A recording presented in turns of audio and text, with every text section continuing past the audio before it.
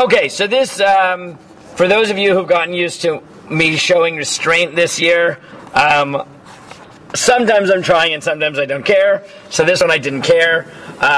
This was during I think I wrote this on a particularly stressful morning or something in the summer, so I just, this is cathartic for me, to write nice long story sheets.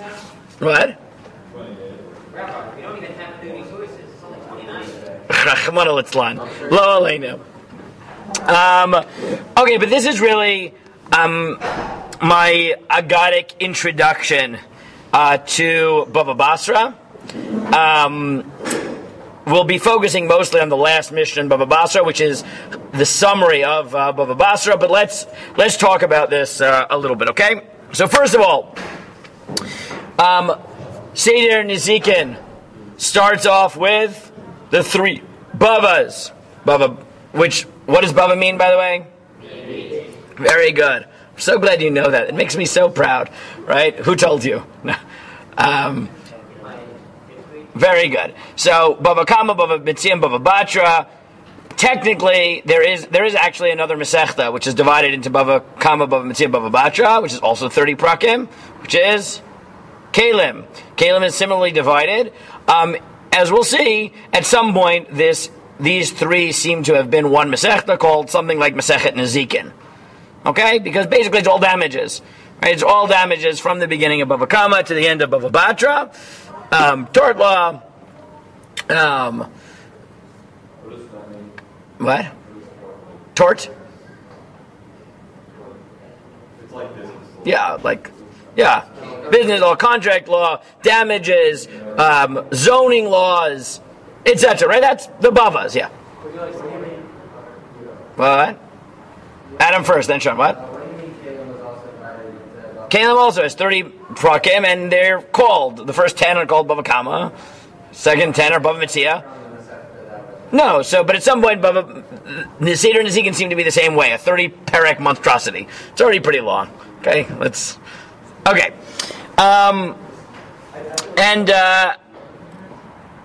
Right. So what I want to try to do is understand thematically Nezikin and the uniqueness that Nezikin plays in Jewish law, and even more specifically, the uniqueness of Bava Batra within the world of monetary law. I spoke about a little bit in my Shir Yomi, that it's the one Masechet that doesn't seem to talk very much about psukim at all, but I want to focus on why that is, what that tells us about the nature of monetary law, that it's really not based on psukim in the Torah. Okay? So before we get to the final mission in Bava Batra, which is Chazal's summary of this Seder and Nezikin, let's talk about the Bavot for a minute. So the Rambam tells you in his Akdama, I do apologize for the length, but whatever. Sometimes you'll get long source sheets from me. It's just what it is. I don't know. I doubt we'll finish this in 1 week. This is an overarching thesis of Dinei Mammon in Jewish law. So, okay. So the Rambam starts off his Perush Mishnayot as follows.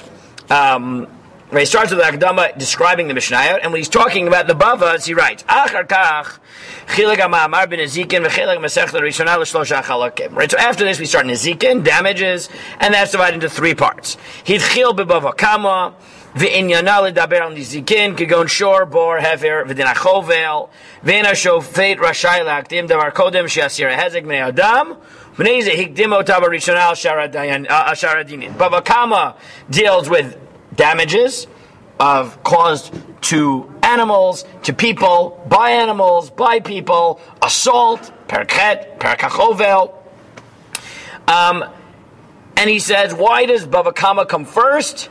Because first thing you got to do is remove outright damage.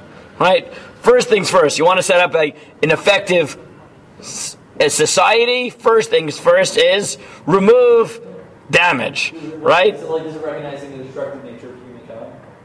Yes, right? You can't have society in that situation. If people are, right, if there are people assaulting others, people's animals are wild and goring everybody, people are digging pits in public spaces, and as people are driving, their cars just fall down into random holes that people are allowed to dig, right? Nothing's going to work. Start with that, yeah.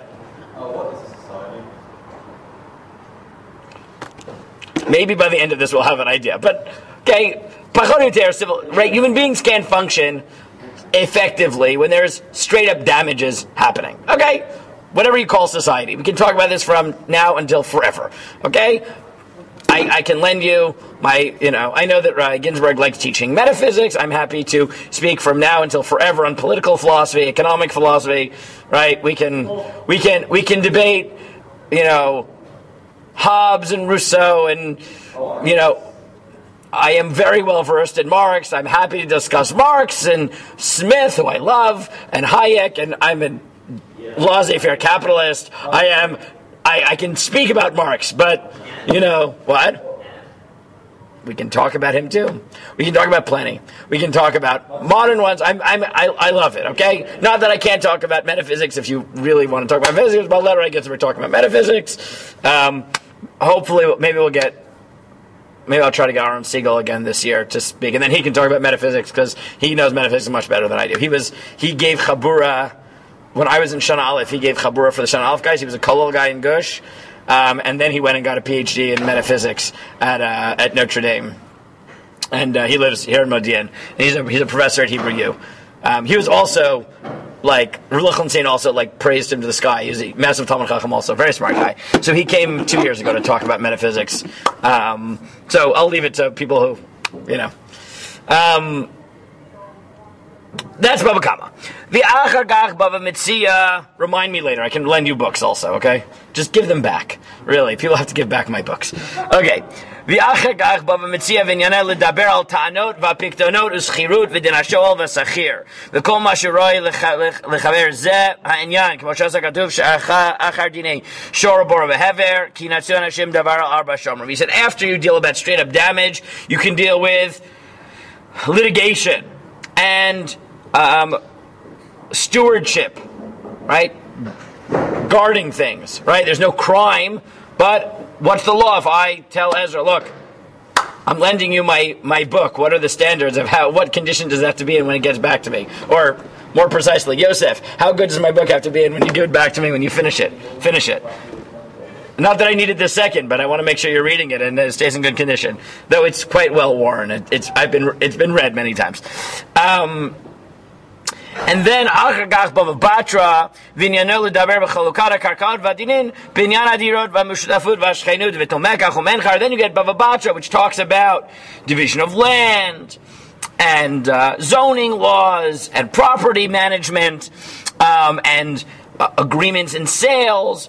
And when you reverse sales, but muman nimtza ledaber binyan karim v'kinyanim v'heich ra'ui ladun otam v'aravot v'yerushot, right? Inheritance. The state of chelik is a bachrona. And now the Rambam tells you something important. Why is Seder Nezikin organized the way it is? And he tells you bishvil shekulu kabbalah v'yisur v'lo yitbar min haTorah. Because Bava Kama is based on psukim. Bava Metzia is based on psukim, Bava Batra is not. And therefore, Seder Nezikin is organized from, besides for the meta questions of how you build society that we talked about before, there's also a theological component here, which is, you start with the things that are based on psukim, and you end with the things that are based on svara, right? On human input. Okay? So that's the first point I want you to notice, that Bava Batra is unique in that in the world of Nezikin, it is the one that is not based on mitzvot. It's not psukim, right? For the most part, not the 8th parak. The 8th parak it's Yerusha, but besides for the 8th parak, most of Bava Batra, most of the 175 blot, it ends in Kuf Ayin Vav. There's no Aleph, 175. I'm sure that math is easy for you. 176 minus 1. Yes? Okay, good. Good. I hope you're good at this math. So, is based on, okay. So now, I don't know why I repeated the Rambam. That means there's only 28 sources. I don't know how that happened. Okay. Tosfot, I know the guys in Ginsburg share did the first Tosfot in the Masechta. Good. So Tosfot adds the point that I made before, which is not only are these organized as 3 consecutive Masechtot, but it seems to be that at some point, as he writes, Kula Nezikin Chado Masechtai, at some point, the organization was even tighter, because it wasn't just 3 consecutive Masechtot, it was one Masechta with 30 prakim, which at some point got divided because it was a monstrosity. Okay? Oh, and then our scroll further divided those into. Yes, exactly.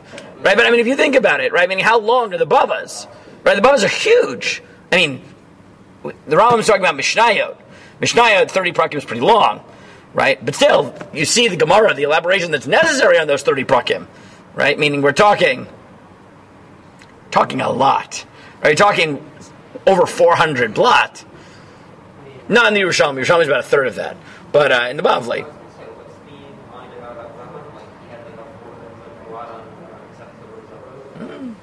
Anyways, so he says, I'm reading about Gozal Kama, Parakama Devazarva, Philo Havichad Masechta Tzarech Lafarish Lamanishit Masechta Zuacharzu. Now he said, if it was one big Masechta, you really would have to ask about the organization. Now this is something maybe you didn't think about until this year. But Mishnayot are actually organized conceptually. There is a logic to how they are organized. Sometimes you need to figure out what that logic is. And it's not always obvious, but there is a logic. There is a logic. To take a different example, Masechet Shabbat. Okay? Masechet Shabbat seems weirdly organized. The first parak is about carrying, and then the second parak is about lighting candles. The third parak is about the dirabbanans of cooking. The fourth parak is about what your animal can wear on Yom Tov, and the fifth parak is about what jewelry women can wear. Right? You don't find out about the malachot until the seventh parak. Okay? And then you get elaboration of the malachot until the end of the Masechta. Right? That seems like a very weird organization. Except it actually is a perfect organization. Why is it organized the way it is? It's just relevant questions. No, it's chronological. It's very simple. Right? It starts from before Shabbos and goes to Shabbos. So, leaving aside the first parak, because carrying has its own reason why it's there, but starting the second parak, first you have to figure out how to light candles. Then the third parak, the derabbanans of cooking are in advance. What are you allowed to... Sorry, I skipped the fourth parak. I pushed them all. The fourth parak is about insulation. Third parak is about derabban cooking. The fourth parak is about insulation.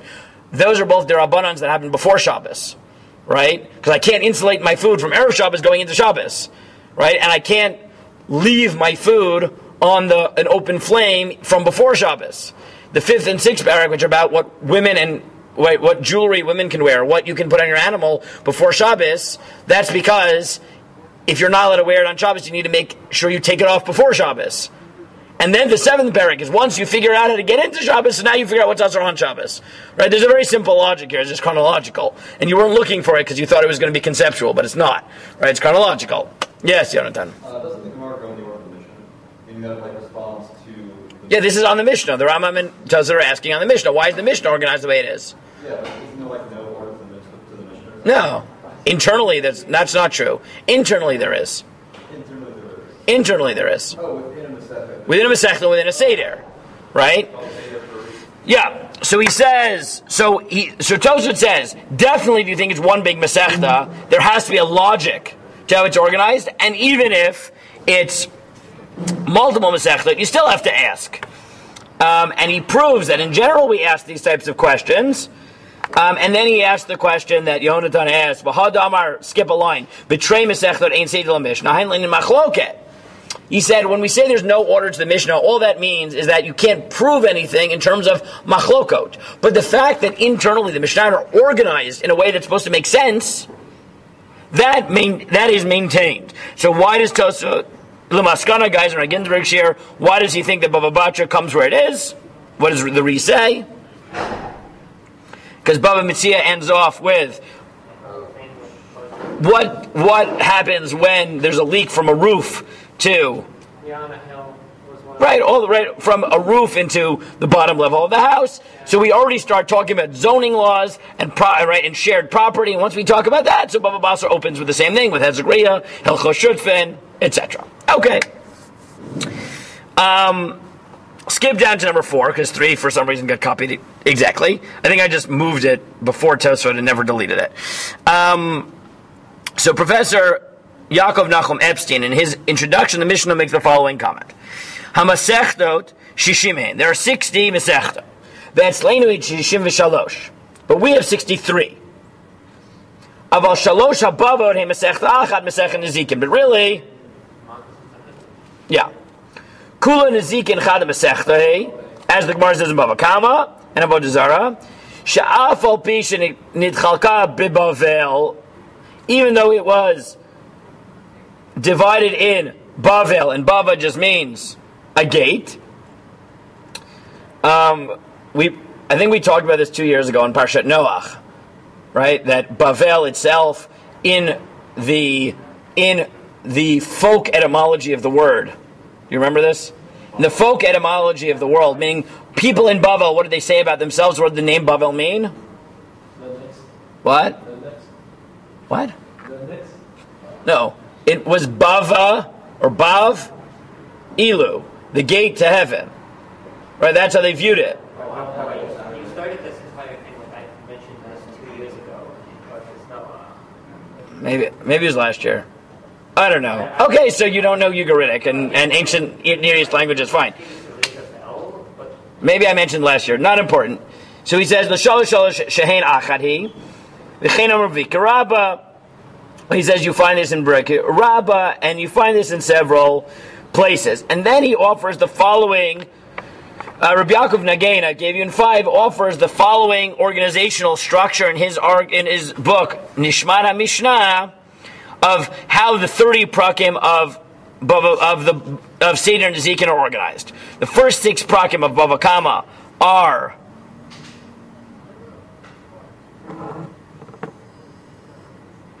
I'll have to take that later. I'm giving a guest share for the community in Zurich. I was supposed to travel to Zurich, but that's obviously not happening. So I'm getting a call from Zurich because they are it's unbelievable. They are so organized. They were kovea that I'm supposed to speak at the end of October last September or something. They asked me if I was free. I didn't know there would be a worldwide pandemic. As far as my schedule said, I was free, right? I also didn't know I'd be having twins. I mamish had no idea. Like, I can't plan that much in advance. Anyways. What? No. We didn't go to Zurich.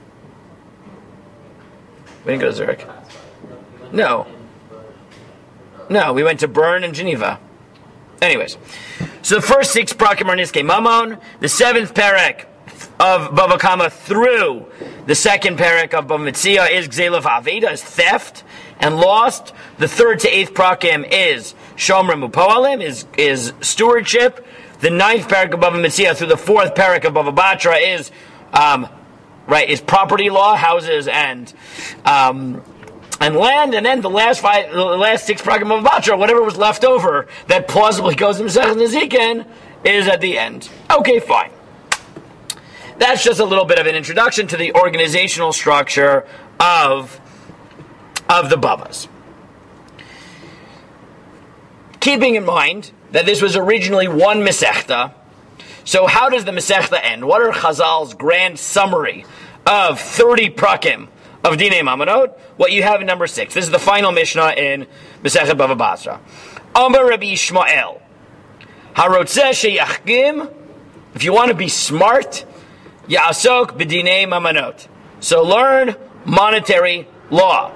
She'ein lecha miktzah b'torah gadol me'en. There is no profession in Torah. There is no specialty in Torah that is greater than them. Shehein k'ma'ayana noveya. It's like an ever-flowing spring. V'arotzeh sheyasok b'dinei mamonot. And if you want the best teacher in Dinei Mamonot, Yishamesh et Shimon ben Nanas. So go learn with Shimon ben Nanas. He's a story for another time. What? Shimon ben Nanas. No, ben Nanas is the son of a midget. Nanas is a midget. Ben Nanas, the son of a midget. Yes. He's one of the Arba Nechnas Lepardes. Okay, he's one of the 4. Okay. So the Tiferet Yisrael says, why? What? The one. Well, in the Bavli and the Yerushalmi it switches. So in one he died, in one he went crazy, and in the other one it switches between him and Ben Azai. Tiferet Yisrael comments, and he says the following: She'ein lecha shum davar midinei Torah me'esrei v'heter shenatna bo Torah rishut l'seichel ha'anoshi la'uf kefi kocho. There is no other area in Torah where the Torah gave you the license to the human intellect to fly free like a bird. Okay? It's not my language, it's his. Okay? Lachtor, to probe. V'lachkor, and to analyze. Ulahachlit, k'fi hanireh b'einav, and decide as he sees fit. K'mo b'dinei mamonot. Shepatcha la Torah b'hem la'adam nachala b'li mitzarim. There the Torah opens for you inheritance without borders. Lishkov, lishpot, to weigh things and judge. L'daktei k'fi sachlon, be careful intellectually. Ad sherov to'ei dinei ton v'nitan shenidbru b'hem dvarim harbei k'agalam le'el ha'amir. Kulam galat Torah b'dvarim ma'atim b'pasuk echad. That most of the complexities of To'in v'nitan and Bava Metzia are derived from a single pasuk in Mishpatim, a single pasuk. Brahma tzedek tishpar amitecha, meaning judge honestly and favorably and justly. Rak b'pnei sheseichel adam asui l't'od b'regad daka kazot. But since human beings have a tendency to fail in details, l'chein rabotenu hakadmonim ba'alei ha'mishnah v'talmud. So therefore, the Gemara and the Mishnah, other way around, hitvasu yachad la'alafim migdolei ha'umah v'nicha lanu yisodot v'shorashim b'chol eileh. So they gathered this together and gave us principles. V'chol zeh adayin nishar makom ladayan lishamei le'aminu smol. And nevertheless, there's plenty of wiggle room for the individual judge. Lidamot milta to compare things conceptually, l'chalik b'neim l'famim b'kechut and make fine distinctions, right, which are as narrow as a hairbreadth, right? Kechut asara. L'chein eisik dinimam yeshnam seichel enoshi l'daktei ketev shechavein matarena emena nukuda. And that's why it challenges the human intellect. Said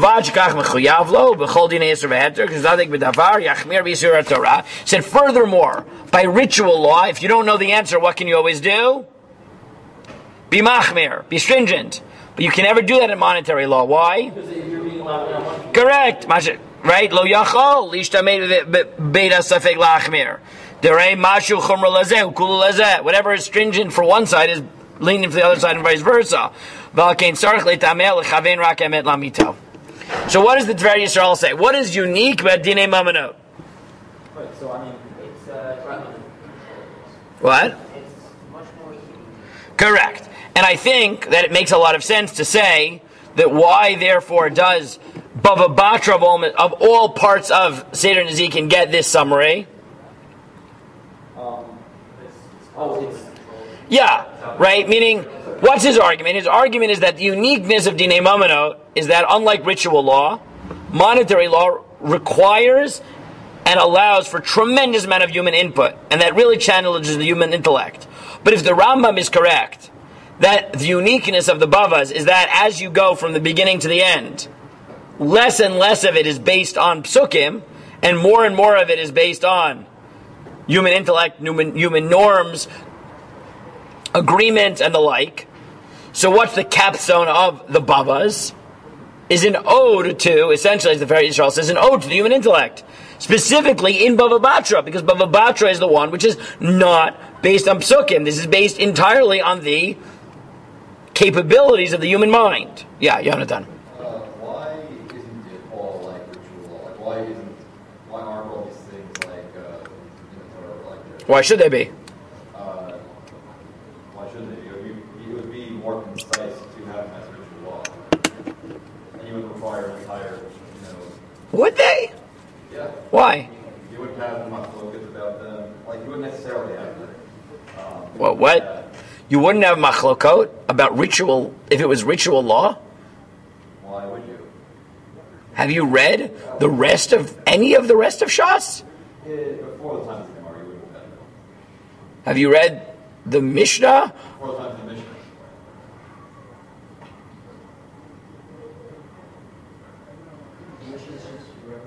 I don't even know what to say. People fight about everything. If there was, I don't know. I don't know. I mean, you're very biased from the Rambam. Very good. Okay.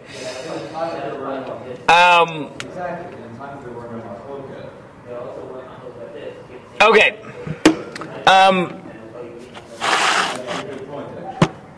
Okay, so guys, what I want to do is, with this introduction to it, I want to continue to probe this, and I want to ask, okay, well, what exactly is the Gemara getting at? Meaning, so far what we've seen is that this is the most human element, and that's what makes it great. And that's what forces you to really struggle with it. But, as we'll see, the Mefarshim have really delved into what is unique about monetary law, and pushed this. And that's what we'll try to get as many perspectives as we can. So, let's look at the Gemara number 8. The Gemara in Chagiga says as follows: El Lishmuel litlei pircha. What Shmuel said has no challenge to it. Shmuel in general is the master of Dinei Mamonot in the Gemara. Right? Shmuel is the master of Dinei Mamonot. We always paskin like Shmuel.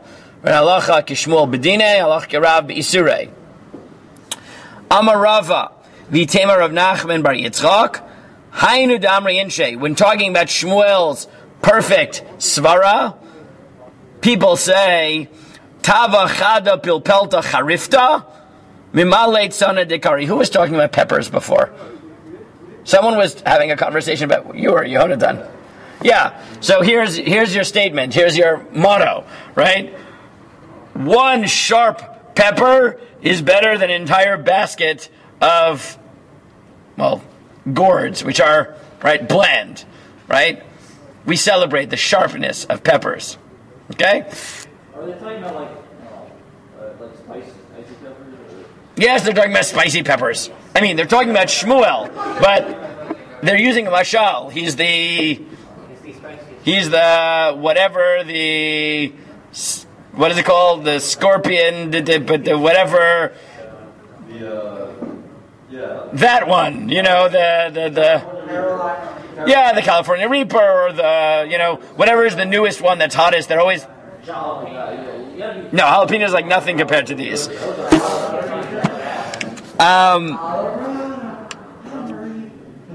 Okay, so yeah, so the author of the Tosfot Yom Tov, right, Reb Yom Tov Lipa Heller, wrote a perush on the Rush, and he so liked this line about Shmuel, that Shmuel's svara is like a hot pepper, that he named his book Pilpula, right? Pilpula Charifta. He named his book well, it's a pun, because Pilpalta Charifta means a sharp pepper. What is Pilpula Charifta?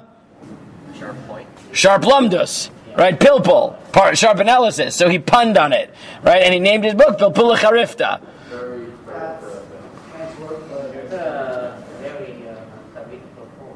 Yes. So it's a little bit hard to read. So I gave you a summary of it because it really is hard to make out. But I gave it to you if you want to look at it in the original. It's very hard to actually read. But in his Akdama to Pilpula Charifta, he explained why he did this. So look at the left side of the chart at the summary from the Daf al Daf, and he says,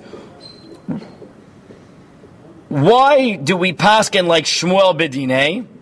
So he says, Mishum shechazal yadu sheshmuel hayaragel of sogdinin, because Shmuel was a dayan, he was a judge.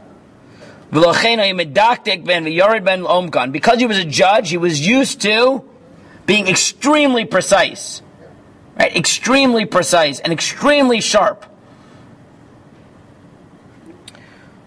I've been watching some of the hearings for the Supreme Court nominee. I'm always impressed by people who she is extremely precise. What? She is extremely precise. She. What? Isn't she like, I don't know, she said she wouldn't say how she would go vote on Supreme Court cases. Yeah, of course, because that's what you're supposed to do as a judge. I meant in her legal argumentation there, not in. I don't care if she tells you how she's going to vote.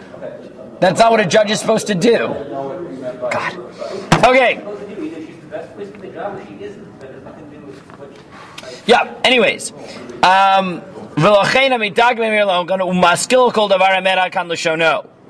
And he would get to the bottom of the truth.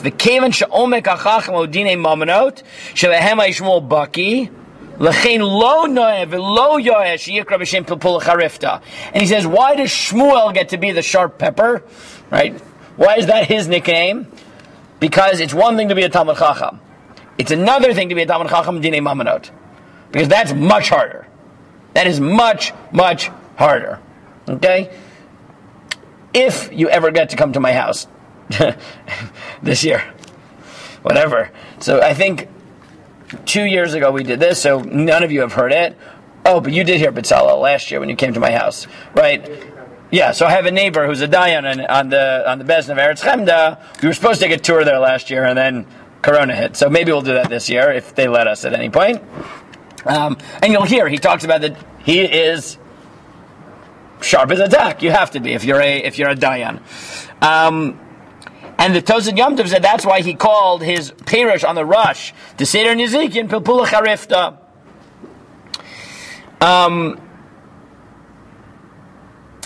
Now the Iyun Yaakov adds, and I gave you an English summary because again it's hard to read. Some of these are just hard if I don't have it on Bar-Ilan. I don't want to retype it, but I gave you a summary. The Iyun Yaakov adds that the wisdom to which Rabbi Shmuel refers is the shrewdness that a dayan must have in order to discern when witnesses, plaintiffs, or defendants are not telling the truth. He said it's not just that Dinei Mamonot in the Beit Midrash requires sharpness. Someone who's a dayan also needs what type of intelligence? Insight. What type? Social, thank you. He needs to understand people. It's very nice. You can be the biggest Talmud Chacham in the world. But Dinei Mamonot doesn't work unless you can sniff out a liar. Right? So, the uniqueness of Dinei Mamonot is to be good at Dinei Mamonot. Not only do you have to be smart. What? Yes! You have an obligation. If you think that something's off, you have to recuse yourself. If you can't prove why it's off, but you feel like it's off, you have to recuse yourself. You can't just say, the Gemara says, you can't just say, oh, well, the witnesses said it, what am I supposed to do? No, if you sense that something's off, get someone else in. Yeah, exactly. And he says a dayan should be crafty enough to employ whatever type of method necessary to determine the fact of the case. A story is told about a dayan who sensed but could not prove that a person who seemed to have a valid claim that he was the owner of a certain coin was in fact not its owner, was lying. The dayan privately instructed the intendant to whisper to someone in the earshot of the suspect that the coin in question had a dent in the front along some discoloration. And if the claimant is the true owner, he certainly would know this detail. When the claimant came back to the court, he immediately stated that he could prove the coin was his, and he gave the details which he overheard the attendant whisper. Right? And then obviously he said, no, that's a lie. V'chulei. Okay. But the point is that part of the uniqueness of Dinei Mamonot, one, is not based on psukim. Two, is you can't just rely on chumrah because there's always two parties. And the third is that actually implementing it requires social skills, social intelligence, which, as we know, is not always a given, right? You can have different type of intelligences, and social intelligence may not be your strong suit. You can't be a dayan like that. What, Ezra? Yes, exactly.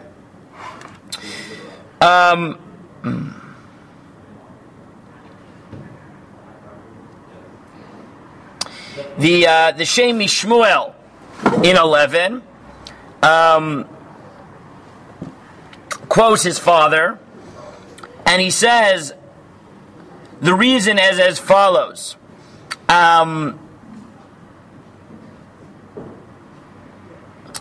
Right, he gives a Kabbalistic reason, but I figured I would at least include it for you. He says the reason that it's harder as follows. And I don't know what to do with this. He says by ritual law, you got to figure out the difference between kosher and not kosher. And there is some, okay, you can tell the difference between good and bad. By Dinei Mamonot is not good and bad. You're dealing with good, because they're metaphysically both come from Jews, and therefore they're both good. I don't know what this means. But that's a Kabbalistic view on what I just said. Okay. The Shem Mishmuel is very into this. He has like different places where he addresses this in Shas. Let's skip though to the next page. So far what we've acknowledged is that Dinei Mamonot requires unique human intelligence. But we haven't yet explicitly seen is whether that's a good thing. Right? Meaning it's a reality. But is that something, right? It's a reality, and therefore it requires more contribution and sharpens your mind. But is that actually something we like, or is that just a statement of fact. So if you look, the simple read, I think, of the Mishnah is that this is also a celebration of the human element of Talmud Torah, which is most manifest in monetary law. And Rav Kook says this quite clearly. Rav Kook says this. You can tell, right, Sklar, that I'm quoting Rav Kook. This was Rav Kook's Shir Klali in Yeshivat Merkaz HaRav. And I took the quote from Rav Yaakov Nagain's Nishmat HaMishnah. He writes, Yesh b'istakluta klalit v'mistartid ladun lehefich shema sha'seichel sholeit bo yoter ukmo she'omru harotzeh lachgim yazu b'nei mamot b'shilei bava basra machgimim yoter. In traditional thought, the more the human mind is involved, the better. V'yitaron ha'chochma hi shemitadchedet v'nechezet b'kedushat has something, I don't know, it's a little hard to read. B'tochioteha mikora v'shorsha b'nukuda klalit sheb'kedusha mitoch ze ma'aleh seichel l'makar u'tfisat omek kol inyanei Torah. And the reason this is important is because as the human intellect strives to understand, so what happens? Your intellect itself becomes elevated. Because the more you invest your intellect into Torah, the more your intellect becomes elevated by that Torah. And then he says, if you think it's one Masechta, what's the normal organizational principle in the Torah? Ma'alin b'kodesh v'lo moridin. We go up in Kedusha. So he says, according to that, then Bava Basra is more kadosh, quote unquote, whatever that means, than Bava Kama. There's a bit of a drush, but okay. And he says, why? In what sense is Bava Basra the pinnacle of Dinei Mamonot? He says, Mishum zet chilat Bava Kama sh'nim mefurashim. Because Bava Kama is psukim. Bava Metzia has less psukim, but still some psukim. And then Bava Basra, which, as the Rambam says, is all svara. And if the normal organizational principle is we go up in Kedusha, that means that which is a product of the human intellect is actually more kadosh than that which is a product of the interface between human intellect and psukim. Wow, this is hard to read. And he notes there's a machloket whether it's one mesechta or not.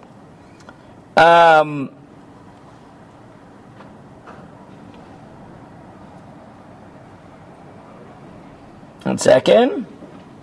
Okay, I'll leave the second half because it's very hard for me to read.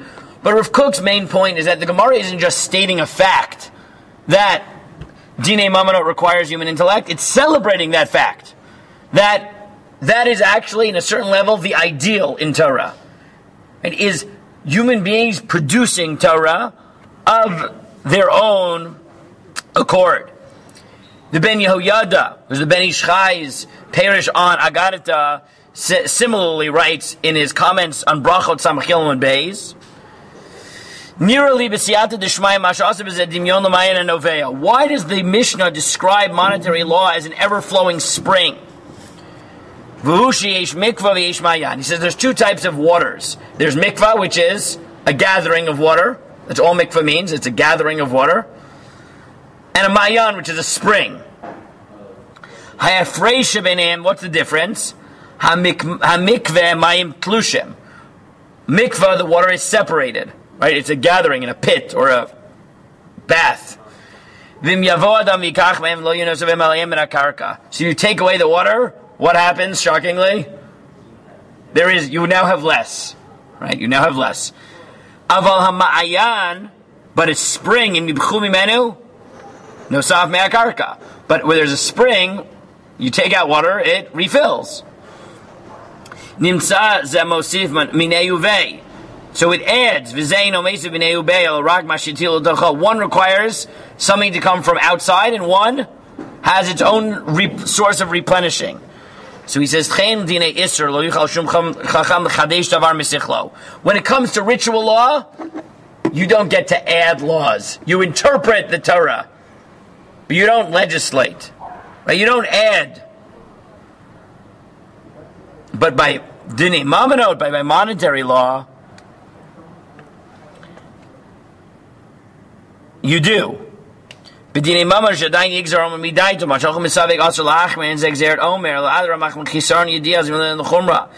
monetary law, his example is actually the case of shuda d'daini. This is a very bizarre principle, which I hope we'll get to, called shuda d'daini, which is in certain cases where there's a doubt. So when there's a doubt by ritual law, what do? You go l'chumra if it's biblical, l'kula if it's rabbinic. If there's a doubt by monetary law, so one of the principles is shuda d'daini, which means, let the judges figure it out. Do what you think is right. Technically, there's a three-way machlokas, what shuda d'daini means. Rashi, Rabbeinu Tam, which most people have ever learned the sugya know, and then the Karban Ha'eda and the fifth parak of Ksubos has a wild position that it actually means you're supposed to take bribes to figure out the case. Don't ask me. It's odd. Is this like the thing like where like as long as you take like equal bribes? No, you just take a bribe. Not equal, you can take a bribe. And whoever pays you more, you give it to them. I didn't say it was a sane peirush, I just said it existed. What do you want for my life? Okay? Fine. So, element 1. Dinei mamonot is the most human-focused. Point 2. Of all of those, Bava Batra is the one that relies least on psukim. Point 3 is, according to Rav Kook and the Ben Yoyada, that's specifically what makes it so important. Right? What's unique about Dinei mamonot is that Torah, in its ideal form, is the product of human contribution, and that becomes most manifest in Dinei mamonot, and of Dinei mamonot it becomes most manifest in Bava Batra, which is not based on psukim, which is why Bava Batra finishes with this celebration of Dinei mamonot and of the human intellect, of Harotza Shiyachkim. But there's more to it.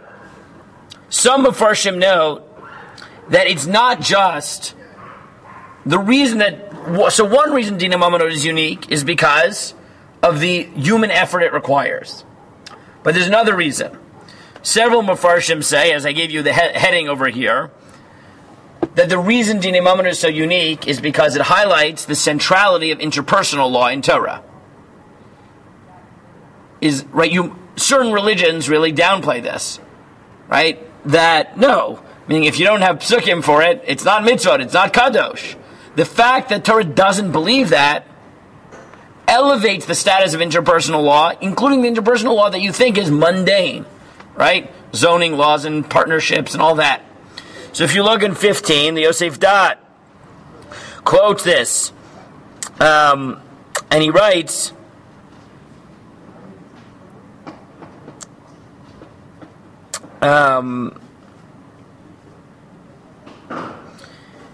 he does this al derech, what's it called? Gematria, but his point, whether or not you like gematrias, is true.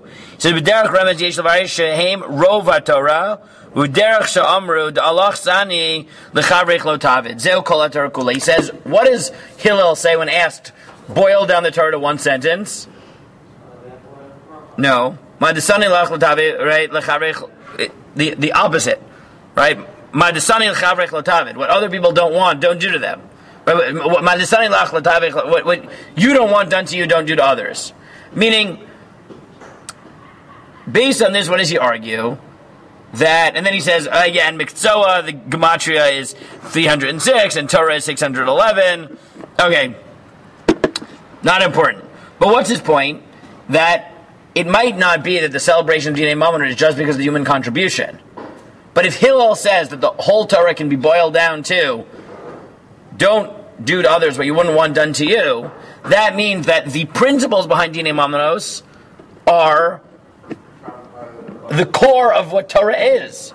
That's another reason to say that this is like the pinnacle of Limud Torah, because Dinei mamonot is essentially the fleshing out of that principle. Because people sometimes forget, what does Hillel say, right? Most people say, teach me the Torah on one foot. So Hillel says, what you don't want done to you, don't do to others. And that's what people remember of what Hillel said. But there's a second half of the sentence. What's the rest? Everything else is just No. The rest is commentary. See, Go learn it. no, that's what people translate. The second half. No, it never said the rest is commentary. It's v'idach, the rest. Zil gmor, go learn it. Right? Meaning, here's the principle. Now you got to go learn. Meaning, that's the principle. But what's the fleshing out of that principle? Baba Kama, Baba Metzia, Baba Batra, Sanhedrin, etc. Meaning, the fleshing out of it is Nizikin. Okay. The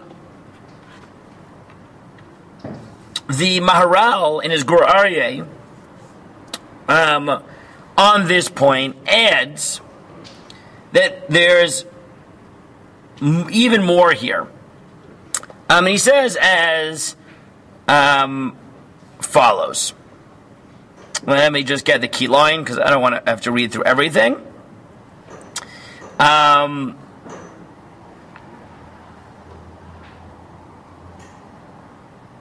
You just go to Pasuk Tedvav. Okay. He says, Moes becherim. Dim lo kenim b'chukotai timatzu lamali v'chen kulam. He says, Aval gave she'in b'katuv nichta b'ferish Moes b'cherim given dichtiv in b'chukotai timatzu.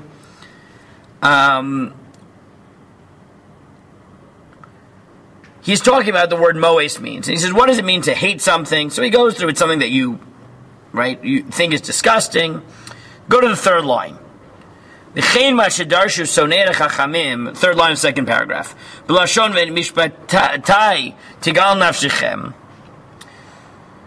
do Chazal say that Sonei Chachamim comes from God's statement, if you hate my laws, Lefisha Sonei Chachamim Son'am Mipnei Shu Sonei Chachma.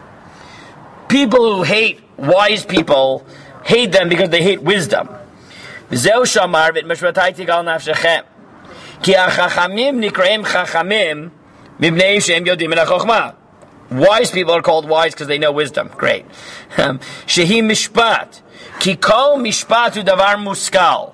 All of monetary law is intellectual. V'hine chachamim mishul sheyodim min ha'chukim. Chachamim aren't chachamim because they know everything about para aduma. Because that doesn't require, right? That they're memorizing details. What is chachma? Knowledge of mishpat, of monetary law, things that you understand. And therefore he says, Aval hamishpat yesh chachma, lefishu mishpat emet, k'moshim chachamim, ritza rotzesh lachkim yasok b'dinei mamonot. V'zeu et mishpatai yegal nafshechem. Tigal nafshechem uyotem and Isa ki gilav sheketz b'davar shegol mimenu. Right? Why do Chazal say that the person who really hates Torah is going to hate dinei mamonot? Because, right? What does he really hate? Right? The human contribution. And therefore, what is he saying? He's saying that it's not just that it's important, but there's a tendency of people, especially religious people, who want everything to be psukim, to accept the chukim, but not to see religious value in the mishpatim, because hey, it's just a rabbi thinking and figuring it out. And Maharal says that's where you're worried, right? That's where we're most worried that people are going to reject wisdom, because that is Torah. You can't forget it. So another point here is to recognize that there's a danger of people specifically rejecting the parts of Torah that are based on human intellect. And therefore the Torah has to play it up because no. That's dafka, one of the most important areas of Torah. And by celebrating, we're negating that tendency of some to reject it. You want to tell a terrible story, Rami? Go. Just this awful story. I don't know if I want awful stories. I see enough awful stories all day long, yeah? It was like a shop people who apparently was experiencing these he was leaving his own milk out, and so he was noticed that it was being stolen. So he tried putting out a sign there, like it was private property, like nothing. And then finally he just put out Chilab Stam, and then no one took it out. I don't know if that's real, but it might be. I don't know. Oh God, can we not? What? Stop! Stop! Oy, come on.